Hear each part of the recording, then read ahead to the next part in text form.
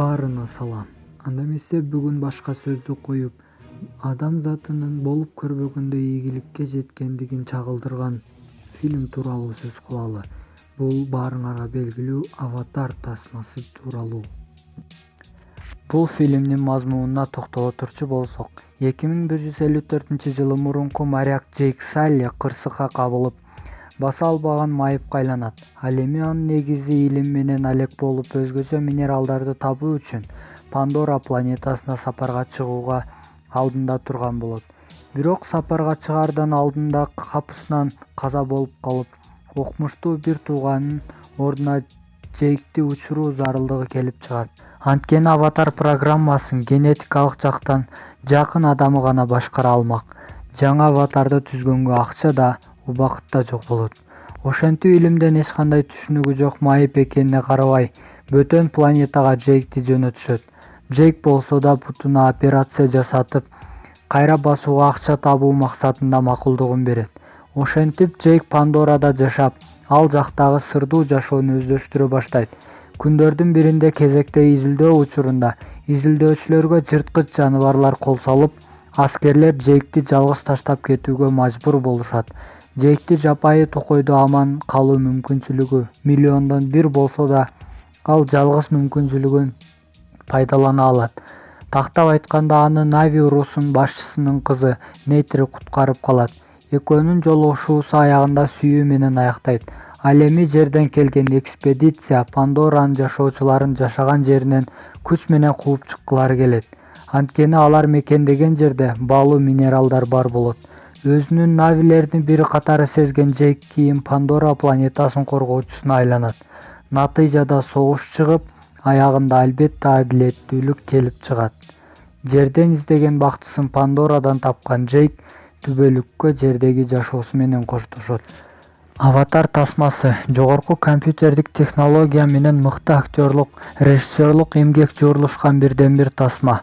Жаңы компьютердик дүйнөнү ачканы үчүн бул тасма кинематографияда революция жасады десек болот, дешет киносынчылар. Кэмерон буга чейин компьютердик технологияны Терминатор 2-де жана Титаник тасмасында ийгиликтүү пайдаланса, Аватар тасмасында да бул ыкманы укмуштай профессионалдуулук менен колдонгон. Тасманын 40%-ын кадимки кино тарткандай тартышса, 60%-ын компьютердик графиканын жардамын колдонушкан.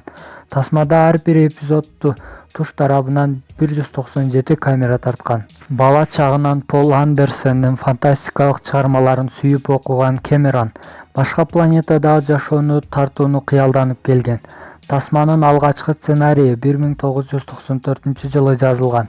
Бирок ошондо 144 беттен турган бул сценарийдин тартып баштоо убагы келе элек болгон. Анткени ал кезде компьютердик технология өнүгө элек мезгилине дал келет. Ошентип тасма тартууну 2006-жылы баштап, тасманы долбоор 880 деп атайт.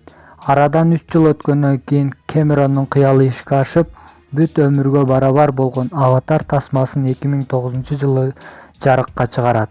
Ар бир тасмадай эле Аватардын да философиясы бар. Жердеги жашоодон эч нерсе таппай кеткен Джейк өзүнүн жашоосундагы максатын, сүйүүсүн Пандорадан табат. Режиссер Джеймс Кэмерон Пандорадагы жашоону ушунчалык сыйкырдуу кылып тартууну максат кылдым. Анткени кинону көргөн соң адамдар биз өзүбүз жашаган дүйнөбүздү эмне кылып алдык деген суроону өздөрүнө берсе деп максат кылгам. Анткени башаламандык ээлеген биздин чөйрөбүздү адамдар өзүн өзү таба албай келет деп айткан. Ошондой эле тасмада акырындык менен адамзат өзү жасай турган дүйнөнү өзү жок кылып коеру кыйыр эскертилген.